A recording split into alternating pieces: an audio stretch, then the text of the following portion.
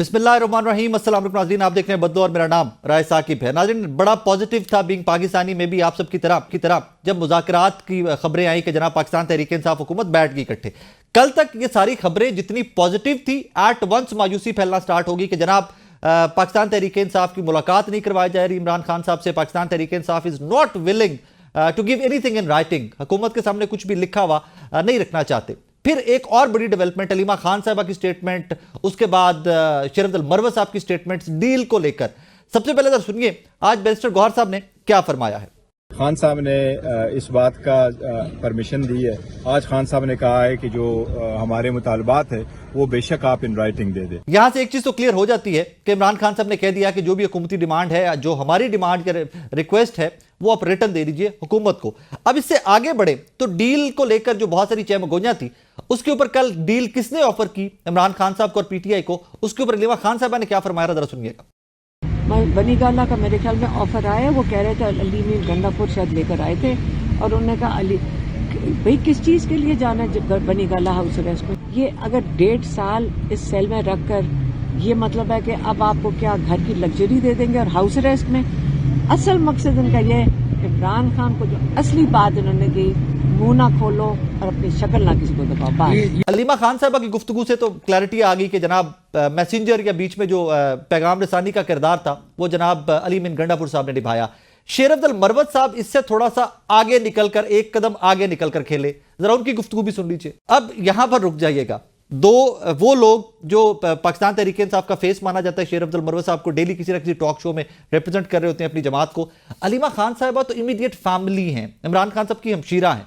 अब ये दोनों स्टेटमेंट्स को साइड पे रख के आज बैरिस्टर गौहर साहब की फिर से स्टेटमेंट सुन लीजिए और टोटली लाताल्लुकी का इजहार कर दिया पीटीआई के चेयरमैन ने इन दोनों स्टेटमेंट से। जरा सुनिएगा बैरिस्टर गौहर साहब ने क्या फरमाया। हुकूमती नुमाइंदों ने या किसी एस्टेब्लिशमेंट की तरफ से या मोहसिन नकवी साहब की तरफ से, किसी की तरफ से हमें कभी भी नहीं कहा गया था कि रिहाई करेंगे या किसी जगह शिफ्ट करेंगे। इस मौके तक तो हम पहुंचे ही नहीं थे। बैरिस्टर गौहर साहब की स्टेटमेंट आपने सुनी। साथ ही सलमान अकरम राजा साहब ने यहां तक कह दिया, जो सेक्रेटरी जनरल है पाकिस्तान तहरीक इंसाफ के, कि मरवत साहब की जाती स्टेटमेंट तो हो सकती है।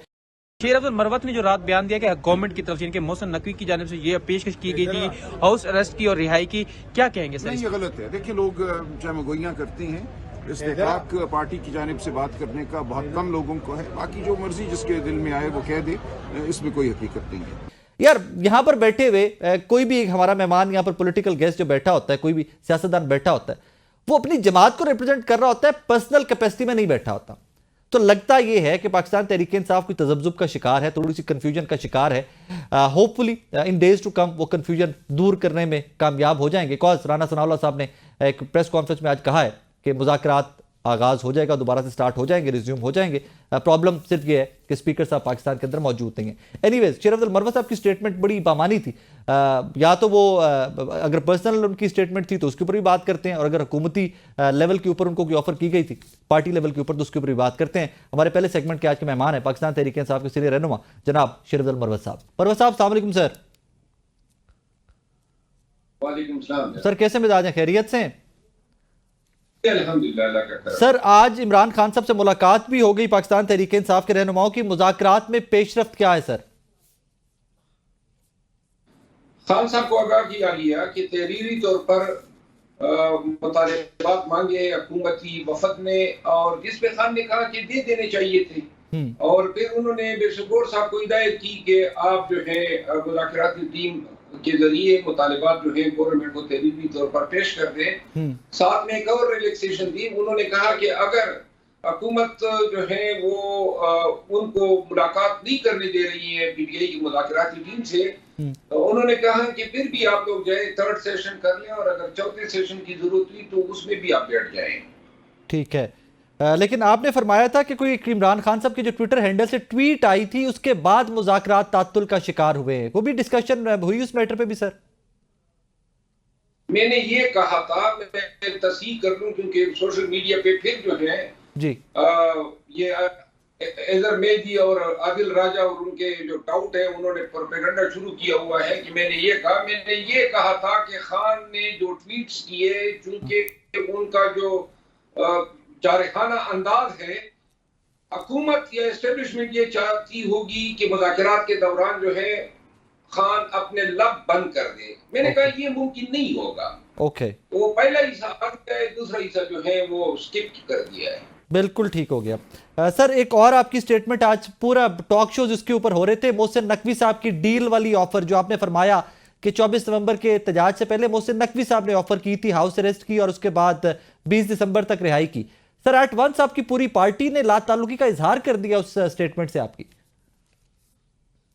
किसने ला ताल्लुकी का इजहार किया है? सलमान अकरम राजा साहब ने कहा कि उनकी जाती राय हो सकती है, ये पार्टी का कोई मामला नहीं है, हमें कोई ऐसी ऑफर नहीं की गई थी। बैरिस्टर गौहर साहब ने भी कहा कि हमें कोई ऐसी ऑफर नहीं की गई थी।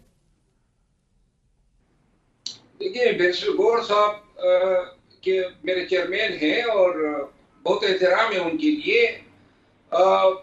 उनके और मोहसिन नकवी दोनों की लिमिटेशन हो सकती है कि ये चीजें तश्त-ए-बाम ना हो, लेकिन किसी एक मरहले पे बैरिस्टर गौहर साहब और इनको भी इल्म है, नकवी साहब को भी और अली अमीन खान को भी, कि मुझे भी इन्होंने इसी शामिल करना था इस मुज़ाकरात में। खान साहब के पास मैंने भी जाना था, बैरिस्टर गौहर साहब और बैरिस्टर सैफ साहब के हमरा, और यही चीजें लेकर जानी थी। तो मुझे एतमाद में लिया, तो मैंने वहां इनको कहा कि अगर खान साहब नहीं माने तो ये तो मुझे जेल से गिरफ्तार कर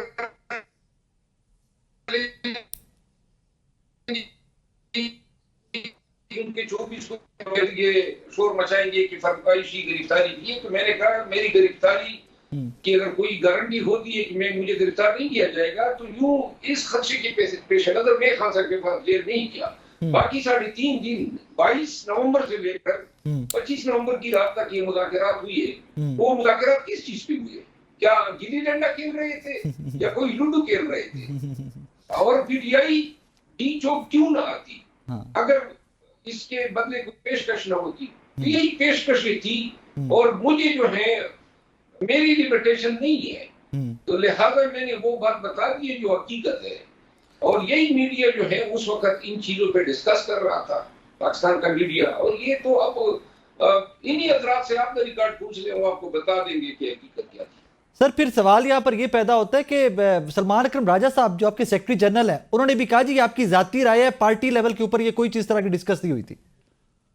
नहीं, ये उनकी जाती राय होगी, मेरी जाती राय नहीं है। सो आप अपनी स्टेटमेंट को, आप अपनी इस बयान के ऊपर अभी तक खड़े हुए हैं, आप ओन करते हैं कि ऑफर की गई थी? जी, मैं बयान इसलिए तो नहीं दिया कि मैं अब जो है कोई प्रेशर आ जाए तो वापस ले लूं। हकीकत मैंने बताई थी। नहीं सर, यहां से सवाल ये पैदा होता है ना कि आपकी पार्टी के अंदर ही तकसीम, बयानिए की तकसीम थोड़ी सी दिखाई देती है। सलमान अकरम राजा साहब कुछ कहते हैं, बैरिस्टर गौहर साहब कुछ कहते हैं। ऑब्वियसली आपकी तो स्टेटमेंट है, आप तो उसको ऑन कर रहे हैं अभी तक, लेकिन उससे जाहिर लगता है कि पार्टी में कोई तकसीम है। कोई तकसीम नहीं है। बैरिस्टर गौहर साहब, मैं, अली अमीन खान और बैरिस्टर सैफ साहब ये एसोसिएटेड थे इस मामले से। तो जो रेलेवेंट लोग हैं वही इस पे स्टेटमेंट दे सकते हैं। बिल्कुल ठीक हो गया।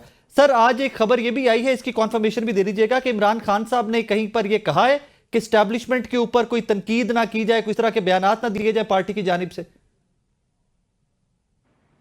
ऐसी कोई हिदायत नहीं आई है, लेकिन खान साहब ने आज इंतहाई लचक का मुजाहरा किया है और एक खैरसगारी का पैगाम दिया है, और हम तवक्को कर रहे हैं कि हुकूमती जानिब से ये रेसिप्रोकेट होगी। Fair enough. सर जाते जाते ये भी फरमाइएगा कि सोशल मीडिया के ऊपर आप अक्सर टेकअप करते हैं, दो कि आपके ऊपर बड़ी तनकीद भी आती है, लेकिन आप हेड ऑन सोशल मीडिया को टेकअप करते हैं। सर कौन से फैक्टर्स हैं कि जो अभी भी इस तरह के हैं जो चाहते हैं कि तहरीक इंसाफ के मुज़ाकरात हुकूमत से कामयाब ना हो? अब तो मैं ये समझता हूँ कि शायद ही कोई ये चाहता होगा कि पाकिस्तान में ये शार जारी रहे, ये गैर यकीनी सूरत हाल, सियासी अदम इस्तेहकाम। ये जो आज राना सनाउल्लाह साहब का बयान आया है, ख्वाजा आसिफ साहब के बयान आए हैं, या हमारी तरफ से उमर साहब का बयान आया है, मेरी राय ये है कि तमाम फरीकेन जब